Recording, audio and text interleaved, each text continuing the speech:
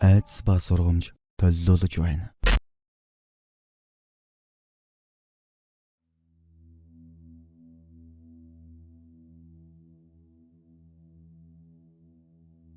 Лааны мэрэг ширэг пэйж уудснаас сонирдуулж байна. Лаан ертөнцийг наарадал гэрэлтүүлэгч гэрэлгийгээ билээ. Энэхүү бодит болсон явдлууд нь ухаарл сургамж хайрлах болно.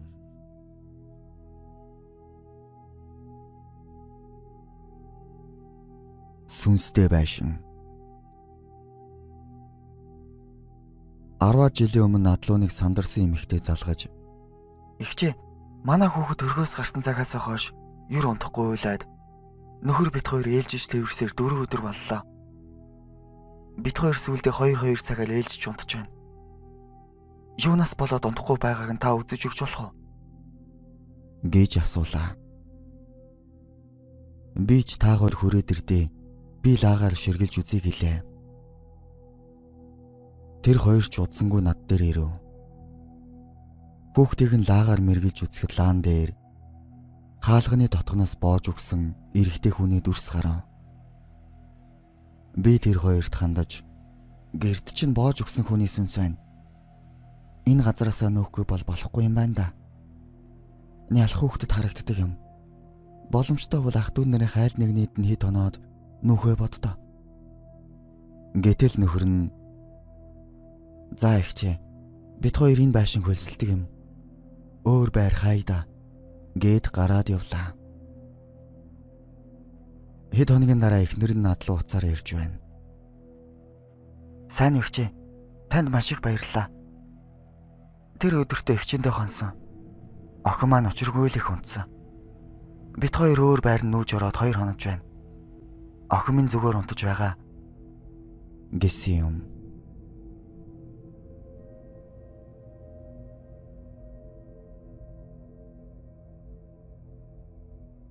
Хормын зураг. Хорм гэдэг нь хос хоёрын насан турш хамт амьдрах мөнхийн ариун хайрын баталгаа юм. Гэвч хүний амьдралд юу ис тохиолдох билээ? Нэг л өдөр алга ургуулах шиг амьдрал утга учиргүй болдог. 10 жилийн өмнө Эрдэнтийн нэг ихч ирж уулзлаа. Тэр ихч надад хандаж "Би чамайг хүнээс сонслоо. Лааны дүрс харж мэргэлдэг" гэж. "Болж бүтэхгүй байгаа бүхэн лаан дээр чинь гарах уу?" "Гарнаа ихчээ." "Аа тийм үү. Их чинь ийм хэрэгээр ирлээ. Манай хүү Христийн сүмд явдаг. Ламбо үзмэгчд итгэхгүй, очихгүй гэж зөрүүлээд байх юм. Эхнэр нь нас бараад жил болох гэж байна. Хоёулаа өвгжлийн бэрхшээлтэй, хэлгүй, сонсголгүй дохиогоор харьцдаг юм. Хүү маань тусдаа ганцаараа амьдардаг. Би хаяа очиж хоолунд төхүүлдэг юм л да. Эхнэрээ өнгөрснөөс хойш сэтгэл санаагаар унаад ганцаараа байх дуртай болсон. Нойр хөрөхгүй байна гэд оройдоо 2-3 лааз пив ууж нүднээс гарсан юм л байдаг боллоо. Хүүгээ үзүүлмээр байна" гэж хэлв. Ээж бид хоёр нь өдөр дохирон гэрт нь очихор боллоо. Болцсон өдрөө гэрт нь очиод хүүн их л дургүй тэр шаарсан байдалтай сууж байв. Ээж нь хүүгийнхээ өмнөөс эсгэлэж би ч хүүгийн өөдөөс харан сууж лааны мэргээ хийлээ. Лааны дүрсэн дээр хормын дайшинцтай буржгар урт үсээ сул тавьсан эмэгтэй байна гэж хэлгээд хүүгийнх нь үзэргэн өндийн харайн босож ээжтэй тохиогоор "Мом, эхнэр орой бүр ирээд суг явъя гэдэг. Сүүлийн үед айгаад унтаж чадахгүй байна" гэж хэлв. Би ч та хоёрын хормын зураг байгаа юу гэж хүүгээс асуухад байгаа гэсээр нөгөө өрөөлөгөө дагуулan орхоод ханан дээр өлгөөдөө хос хоёрын хормын зурганд лаан дээр гарсан хормын даашинцтай тасгаар буржгэр үсээ сул тавьсан эмэгтэй дүр төрх дөрөөрөө нүдэн тусаж байв. Би тэдэнд хандан "Энэ том зургаа өдрийн цагаар шатаагаарай. Эхнэрийн чинь сүнс оршсон байна. Жижиг хормын зургийг нь альбомдоо хийгээд хадгалж болно" гэж хэлв. Энэ явдлаас хойш өнөө залуутаа гудамтаа харахад сайхан өнгө зүстэй, сайн гэж байгаа бололтой эрхий хуруугаа гоцоолгон инээд алдсан юм. Хормын зурганд мөнхийн ариун хайр насаараа хамт байх тангаргийн энерги шингэсэн байдаг. Ийм учраас нэгэн төөд болсон эхнэр нөхөртөөгөө ахуулсан хормын зургаа ил битгий тавьж байгаарай.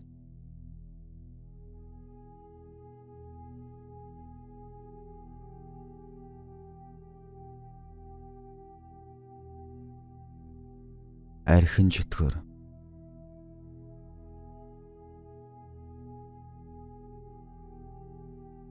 Өнөөдрийн миний та бүхэн сонирхуулах сэдэв бол архин чөтгөр гэж юу вэ гэдгийг чадан ядан тайлбарлах гэсэн юм.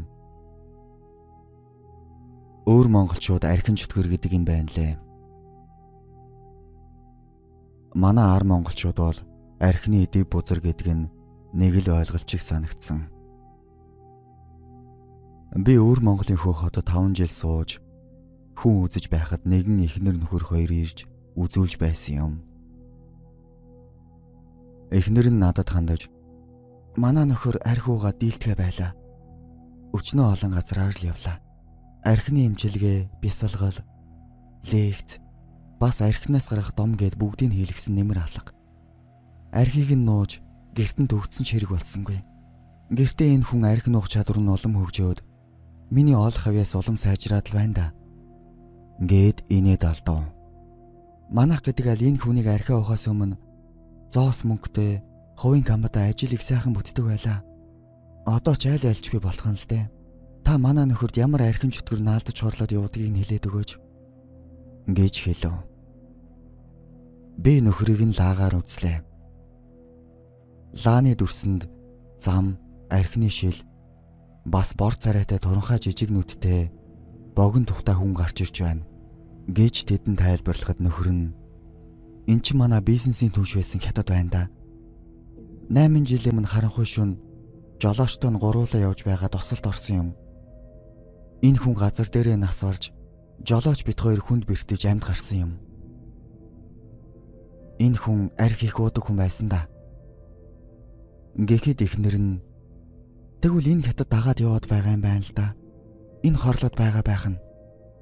Гэхдээ би танай анд архин чөтгөр гэж ярьдаг нь ямар учиртай юм бэ?" гэж асуулаа. Тэр арх их уудаг байж байгаад нас барсан хүний сүнс арх уудаг амьд байгаа хэн нэгэн ойр дотныхоо хүнийг дагаж арх уухт нь шүлсээ үсчүүлэн хамт ууж явдаг юм гэсэн. Тийм архин чөтгөр төрлөө олохгүй архиндаа хорогдоод явж чадахгүй байдаг. Зарим үед арх уугаад нэлээд согтоод өөрийн ухаанаа алдахад нь биед нь орж арх нэхэж уудаг. Тэр архин чөтгөрийг хөөж явуулахгүй бол амьд хүний энергийг сорж арх их уулгаж хиймэр сүлдгүй нэгэн болгодог юм. Гэж тайлбарлаж билээ.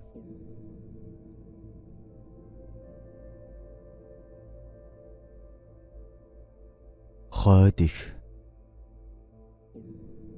Шинжаанд 5 жилийн өмнө явж байхад эхнэр нөхөр хоёр бага охинтойгоо гурвал ирж үзүүлж байж үлээ. Эхнэр нь нэлээд ширүүн зантай байрын хүүхэн. Би нөхөртөөгөө суугаад 2 охин гаргасан. Хоёулаа эрүүл хүүхдүүд төрсөн боловч нэг өнгөрөөд гинэт саажилтаа болчих юм. Эхний охиноо яандаа гэж байтал хоёр дахь охин маань бас л адилхан болчихлоо. Уг нь хоёр дахь охиноо олоод эмнэлгийн машинерийн хяналтанд орж байнга үзүүлж байсан. Юунаас болоод байгааг та нэг үзээд өгөөч. Гэж надаас асуулаа. Би бага охиныг нь лагаар мэргэлэхэр болов. Гол нь яагаад эрүүл саруул төрөөд генетийн өвчтөө болдгийн учир шалтгааныг нь л олё гэж бодлоо. Гэтэл лааны дүрсэн дээр бяцхан хүүгээ ингэртэй тас тэврэн ямар нэг юмнаас хамгаалж байгаа бололтой эмэгтэйн дүр гарлаа. Би тэдэнд энэ дүрсээ тайлбарч хэлтэл нөхөр нь "Миний өмнөх эхнэр хүүг маань гаргаад төрхийн хүндрэлээр нас орсон. Нас барахынхаа өмнө надад хүүгээ сайн хүн болгож өсгөөрөө өөрөөсөө битгий холдуулаарай гэж хэлээд өнгөрсөн дөө. Одоо хүү маань 9 настай." гэж хэлв. Надад эхнэртэй намжилж ярих зүйл байсан тул нөхрийг нь охиноо аваад гадаа хүлээж байхыг гуйлаа. Нөхөр нь ч зөвшөөрөн охиноо аваад гарав. Би эхнэрт нь хандан "Чи дагвар хүүгээ ад үзэж зодож нүддгүү. Надад яг үнэнээ хэлээрэй. Чиний үнэн хэлгээс л энэ учир шалтгаан тайлагдах юм шүү.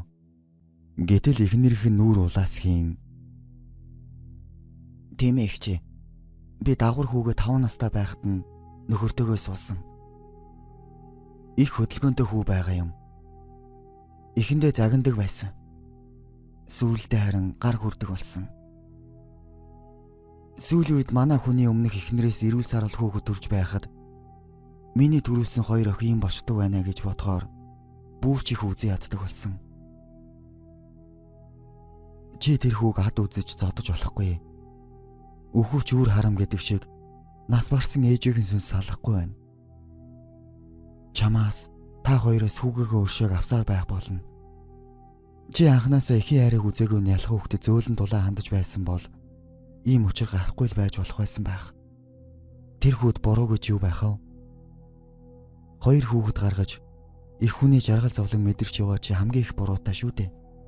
Эмэгтэй хүн, их хүн гэдэг ганц өөрөөс гарсан үр хүүхдэд хайрлаж хамгаалах бос хорвоо ертөнцийн бүхэл нялх хүүхэд амьтны үр төлийг хайрлах сэтгэлтэй байх ёстой шүү дээ. Чи энэ цагаас хойш дагвар хүүгээ битгий зодож нүдэрээ. Хэдийгээр ихэн нас барсан ч сүнс нь бүх насаараа хүүгээ дагаж хамгаалах юм байна шүү. Гэж хэллээ. Эхнэр нь хэсэг уйлж байснаа тайвширсан бололтой надад хандаж. Баярлалаа эгчээ. Миний бурууг надад үнэн зөвөөр хэлсэнд. Би дагвар хүүгээ дахиж ад үзэхгүй. Одоо л би өөрийн буруугаа ойлголоо. Гэж хэлээд гарч явсан юм. Эмэгтэй хүн бүр их хүн болно. Эмэгтэй хүн бүрт үрийн заяа гэж бий. Бусдын хүүхдийг ад үзэж зодож гомдоовол өөрийн чинь үрийн заяа сэвдэх аюултай байдаг юм шүү.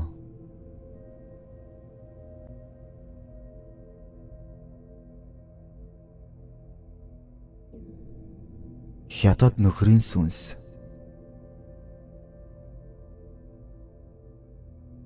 Хэдэн жилийн өмнө нэгэн бүсгүй ирж үзүүлсэн юм. Тэр бүсгүй шүн унтахгүй хар дарж зүудэлдэг тухайгаа асуух гэж ирсэн юм.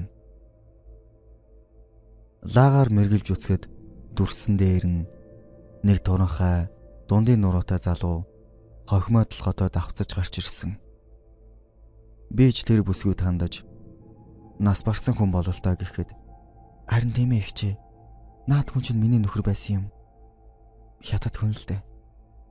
2 талын аав ээж нар бид хоёрыг суухад дургүйцэж байсан боловч бид хоёр эцэст нь хормой хийж хөх хотод амьдарч байлаа. Эхэндээ манай нөхөр сайн хүн шиг байсан бол хүүгээ гарснаас хойш гадуур хонож, арх ууж, хаяа гар хүрдэг болсон. Жилдээ нэг Монгол явж аав ээждээ очих гэж бөөн хэрүүл болдог. Их хэцүү байлаа. Иймэрхүү байж байтал нөхөр маань автын ослоор нас барчихсан. Хадам ээж өмнө орноос ирж хүүгийнхээ ажил явдлыг гүйцэлдүүлж өөрсдөө ёс занштаар хийж байсан. Шаарл гаргахын өмнө хадам ээж надад нөхөр чинь чамд хорогдож гин. Чи өөрийнхөө ямар ч хамаагүй дотор хувцас мөн хүүгийнхээ нэг дотор хувцсыг өгдөө. Гэхдээ би юу ч бодсонгүй өгчихсөн. Харин маргааш нь талигаачийг гаргах өдөр авсан дотор нь хүү бид хоёрын хувцас хорийн зураг байхыг хараад дотор эвгүүцэж байсан боловч юм хэлж чадаагүй. Тэр цагаас хойш нөхөр өргөлж зүүдэнд ордог болсон. Бодтой ч юм шиг хамт унтаж загас наадуулж байна гэж зүүдлэн. Өөр найз залуудаа болох гэхээр шүн зүүдэнд орж хэрүүл хийж зодож хоолоо боож байна гэж амьсгал авч чадахгүй сэрнэ. Лам бөөдөр очиж засал хийлэхээр нэг хэсэг гайгүй болоод дахиад л зүүдлэн. Одоо энэ жилдээ 3 жил болох гэж байна. Яаж энэс салах вэ? Гэж асуусан юм. Ер нь хятад хүний сүнс эхнэр хүүхэд эд хөрөнгөндөө хорогдох нь илбэг байдаг. Ямар сайндаа ханш нээх өдөр хятадуу талигаачдаа дахил өргөж бүтэн эдээ ундаа амттан тэргүүтэн тавьж цаасан хуурамч мөнгө зүйл чимэглэл шатаж байх вэ дээ. Миний бодлоор дээрх монгол охин их сэжгэлсэн ч байх. Тэгээд ч авсан дотор ихнэрийнхэн дотор хууц хормын зураг хийснээс нөхрийн сүнс холдохгүй байх шиг надад санагдаж билээ.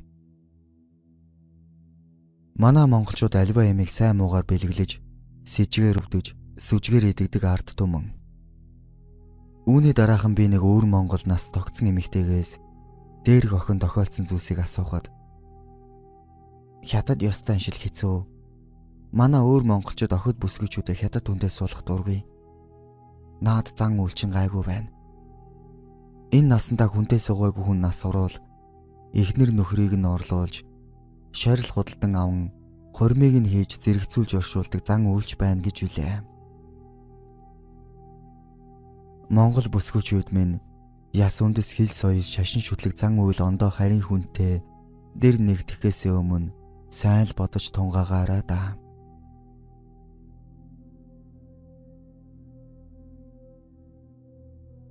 Зүуд.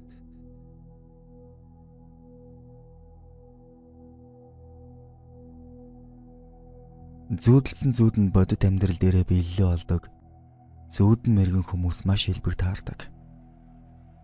Хэрвээ таны зүүдэлсэн зүүдний 60% нь хизээ нэгэн цагт биелдэг бол бодиттой юм шиг зүүдэлсэн зүүдээ тоохгүй орхиж болохгүй. Өөртөө зүүдний дэвтэр нээж, зүүдэлсэн зүүдээ он сар өдөртөө нь дээрээс нь ямар ч хачир нэмэлгүй тэр чигээр нь бичиж авах хэрэгтэй.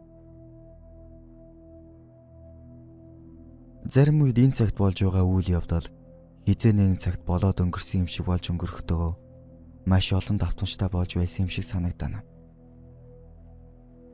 Нэг ёсондоо цаг хугацаа орон зай давхцаж байгаа юм шиг байдал зарим хүнд элбэг тохиолддог.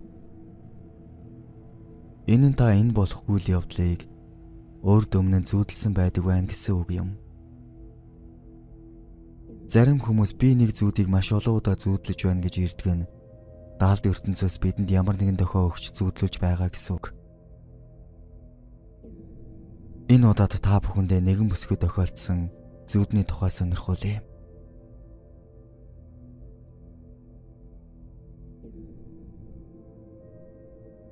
Хэдэн жилийн өмнө миний байнгын үйлчлүүлэгч бүсгүй анх удаага ирж үзүүлсэн юм. Одоогоос 10 жилийн өмнө гэдэг чинь тэр үедээ аав ээжтэйгээ дүү нартайгаа амьдардаг 20 л өнгөрч яваа охин байсан. Сүүлийн үед маш их хар дарж, унтаж чадахгүй шүн болохоор л унтахаас айгаад, шөнийн 3 цаг хүртэл телевиз хараад, аргагүй нойрондоо дарагдаад унтсан унтаагүй хоёрын хооронд байгаагаа ярьж үлээ. Юунаас болоод байгаагаа үзүүлээ ихчээ гэв. Лааны мэргэнд хохимоо толгой бас богино нүстэй туранхай эмэгтэй харагдаж байна. Гэж хэлгээд нөгөө охин "Ихчээ, энэ манай авсан байртай холбоотой байна уу? Та үзээд өгөөч. Энэ байр нь манайх нүүж ороод 2 сар болж байна. Тэрнээс хойш би хар дарах болсон. Би хүзрөөр үзэн нэг эмэгтэй хүн энэ байранд амьдарч байсан юм байна. Тэгээд нас барсан юм байх. Байрандаа л хорогдсон юм болов да. Чи юу нэгээд ямар зүүзүүлсэн юм бэ?" Гэж хэлгээд өнөө охин "Би энэ байранд ороод 7 хоног байсан байх. Жижиг өрөөндөө ганцаараа байдаг байсан юм. Нэг шөнө унтаж байтал зүүдэнд миний ард нэг урт томстойгоор нуруу майжих шиг болоод би сэрсэн.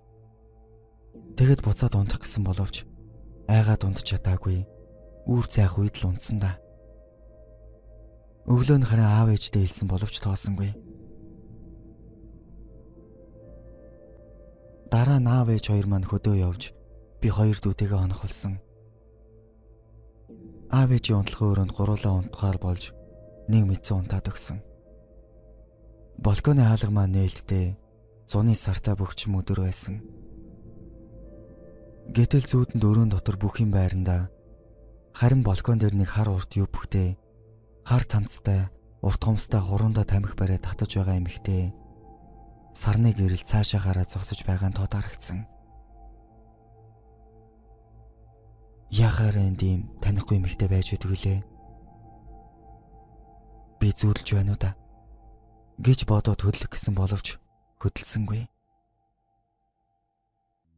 Орилох гэж хичээсэн боловч орилж чадахгүй байж байгаад арай гэж нойрноосоо сэрсэн. Тэгэд босоод өрөөнийхөө гэрлийг асаагаад унтаж чадахгүй маш их айсаар үр цайлгсан. Одоо би яасан дээр вэ хчээ?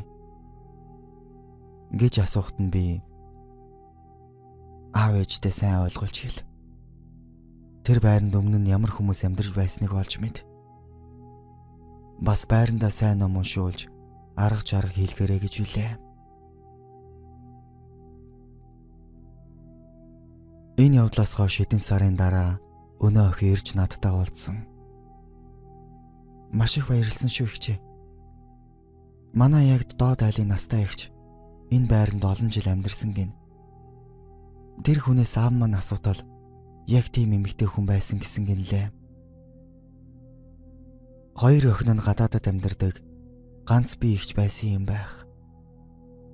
Их ганган найз нөхдөд авчирч ууж наргиж цэнгэх дуртай хүн байж байгаад нас барсан гин. Гадаадад байдаг нэг охин нь нэрээд ажил явдлыг нь өнгөрөөгөөд удалгүй байрыг нь зарсан гэж ярьсан юм. Ер нь альва орон байр худалдан авахдаа ойр орчмын айлуудаас нь сайн асууж сургуулж яаж явсан дээр байх.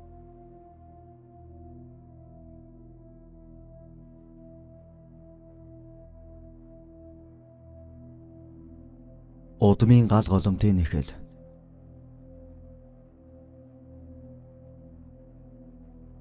Айл гэрийн гал голомт гэдэг нь үеэс үе дамжин ирдэг билээ. Удмын гал голомтыг эртнээс монголчууд удам залгах хүүхэдтэй өвлөлөн үлдээдэг заншилтай ард түмэн. Хэрвээ олон хүүгүүдтэй бол отгонхүү эцгийн гал голомтыг өвлөн авч үргэлжлүүлэх бичигдээгүй хуйлтай. Гэвч энэ ёс заншлаа эс мэдэн мэдсэн ч үл оошин амьдрал нь өөдлөхгүй олсон тогтохгүй явах хүмүүс маш олон. Хэдэн жилийн өмнө нэгэн эмэгтэй ирж үзүүлж үлээ. Би яаж ч чигээд мөнгө оллооч ямар нэгэн замаар алга болчих юм аа. Яавал эд буйнаа тогтоох вэ? Та нэг үзээд өгөөч. Лааны мэргэнд гал голомтын гомдол гарч ирв. Бас нэгэн хашаа харагдаж байна гэлээ. Өнөө эмэгтэй анх нөхөртөөгөө суугаад хадам аавч хоёр маань хашаан дотроо бит хоёр том байшин барьж өгөөд тусдаа гаргаж байсан юм. Нөхөр маань айлын баг хүү байсан. Эрх дураараа аав ээж нь бүгдийг бэлдэн. Хадам аав маань мундаг лам хүн байсан юм. Үздэг хардаг арга чарга хийдэг хүн байсан болохоор хүн ч ирдэг байсан да. Хадам аав маань нас барснаас хойш нөхөр маань арх хийх ууж орон гэртээ хаяа ирж онохгүй байсан болохоор би нөхрөө орхиод хоёр хүүхдээ аваад нутагтаа ирээд 8 хийж ихсэн.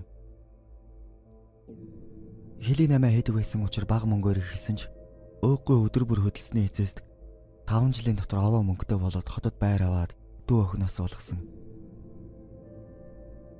Энэ хугацаанд нөхөр маань ирж гууж говьсон ч би нөөрөөгөөгүй. Ахаад 3 жил зогсолтгүй хөдөлж байгаа сумандаа байр аваад ард нь нилээд хідэн мөнгөтэй болсон юм. Гэтэл хотод байсан нөхөр маань автомашины ослоор нас барсан. Хот орж ажил явлыг нь дуусгаад буцаа болтол ах トゥ нар нь энэ хашаа байшингаа хүүгийнхээ нэр дээр шилжүүлчих. Удахгүй 18 хүрнэ гэсэн юм л да. Маргааш нь хадам ээж маань миний нэр дээр шилжүүлж өгсөн. Өөрөөсөө ч хашаа байшингаа бүр мөрсөн султгаад өгсөн юм. Би ч хүн түрээслээд өөрөө нутагтаа буцаж 8-ыг хийсээр байлаа. Суманда том дэлгүүр аваад 8 арилжаа ажил төрөл маш их бүтэмжтэй явж байсан. Нөгөө хашаа байшингаач бүр мартсан байлаа. Нэг өдөр хадам ээж маань над руу уцаар ирсэн. Тэгээд хашаага эргээд очтол хүн таныхын эцгүй болгоод хог шарилжиндаа баригдаад байшин эцэггүй байж байна гэж хэлв. Тэгээд би хотороод байшингаа баг зэрэг тордоод хэдэн төгрөгөөр хямд зарчихсан. Тэрнээс хойш бүр ажил төрөл бүтгээ болсон доо. Одоо бото толгой өргөсөн юм шиг дандаа болохгүй юмд мөнгө хөрөнгөө оруулаад сүүлдээ өрөнд орж бүх хөрөнгөө өөрийн амьдардаг гэрээ хүртэл зарж өр ширээ дараа дуусгасан. Ердөө 3 жилийн дотор үргүй ч гэсэн хоосорсон байлаа. Одоо их чинь түрээсийн байранд амьдарч байна. Юм хийгээсэн чар гарсан болохоор хийх чадалж барагдлаа. Том хүмүүс Солонгост амьдарч байгаа. Хэд хэдэн удаа биеийн өвдөж, 2 ч удаа хагалгаанд орсон. Яг олсон мөнгө өөрийнхөө эмчилгээнд зориулдаг болсон. Баг хүү маань надтай амьдарч байна. Одоо 36-тай эхнэр хүүхэдгүй. Нэг өрөөч хамаагүй авч орон гэрте болж байж эхнэр аав нэг эдэл суугаад байх юм да. Гэж хэлв.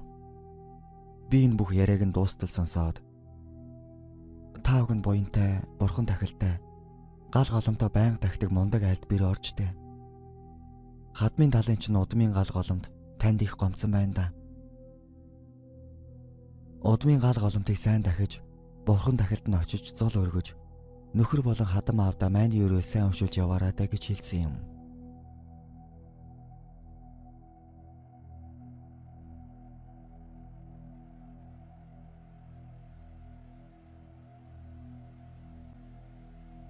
Нууц амраг.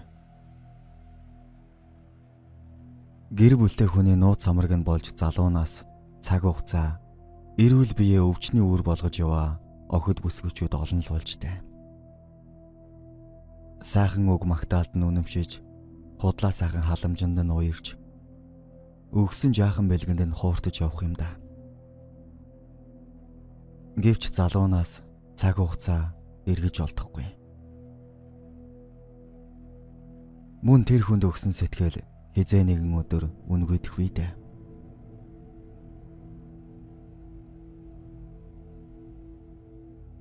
Хэдэн жилийн өмнө үнэхээр харахад үзэсгэлэн төгс 30 нэлээд гарсан бүсгүй ирж үзүүлж үлээ. Гэвч харахад тэр охины нүдэн галгүй биеийн зөөртэй харагдаж байлаа. Тэрээр "Ихчээ, би бие үзүүлээ. Бас хань нөхөртэй болох нь уу? Та үзээд өгөөч. Одоо би 35 нас хүрлээ. Хүнтэй суугаагүй л явна."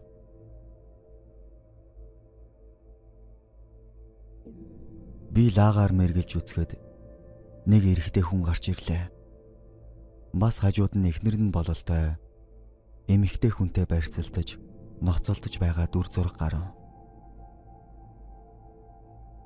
Би тэр бүсгүйд хандаж, "Чамд эхнэртэй эрэгтэй хүн бий юу?" Гэхэд тэр бүсгүй, "Нэг тийм хүн байгаа. Бид хоёр явалдаа дуудаж байна. Бараг 10-аад жил болсон баг. Хөдөөнөөс хотод орж ирээд удаагүй танилцсан юм аа. Надаас 8 ах хүн байгаа. Сар бүр байрны түрээс төлнө, сургуулийн төлбөр төлнө, өөрөө гайгүй ажил хийдэг. Намайг бас ажилд оруулж гисэн. Ер нь ямар нэг юм болоход л байнга л туслаж дэмждэг юм. Сүүлдээ би тасаж дурлсан да. Тэгээд эхнэрээс нь салгаа суучий гэхээр тэр хүн зөвшөөрөхгүй юм. Эхнэрхийн ах дүү нар том алба хашдаг хүмүүс байдаг гэсэн. Үр хүүхэдтэй болъё гэхээр бас дургүйцэн. Би тэр хүнээс олдсон бараг 5-6 хүүхдийг нь ахууллаа. Одоо эмчнэр ингэж яваа савны хавдар болвол яана гэж загнах болсон. Аав ээж маань хөдөө байдаг юм. Очихоор л хань ижилгүй бол үр хүүхэд харах гээд байх болсон. "Ихчээ, надад ханийн зай байна уу?" гэж асуулаа. Би бүсгүйд хандаж, "Чи энэ хүнээс өөр хүн бодохгүй. Би сэтгэлээ энэ хүнээс холдуулж чадахгүй бол яаж хань ижилтэй болох вэ те? Бас чи ийм муухай юм хийж явах хэрэг юу байна? Бусдад хийсэн гим нүгэл чинь үүлийн үр болж эргэж ирнэ шүү дээ. Өнөө маргаашаа бодоод өөрийгөө хураад яхав дээ. Хүний зовлонгоор жаргадгүй юм. Энэ хүнээсээ харилцаа холбоогоо таслаад ханийн зай дуудвал" гэж хэллээ. 2 жилийн дараа өнөө бүсгүй бас над дээр ирж үзүүлэнгээ. "Ихчээ, би тэр хүнээсээ холдоод дудаагүй. 3 сарын дараа нөхөр болох энэ үнтэйгээ танилцсан. Одоо дүүнд 5 сартаа жирэмсэн. Танд маш их баярлалаа. гэж хэлж байсан юм. Бусдын эрх ашиг зугаа зэнглийн золиос болж явснаас өөрийн гараар амьдралаа бүтээж үр хөвгөд хань ижилдээ элэг бут амьдрах нь хамгийн чухал юм шүү.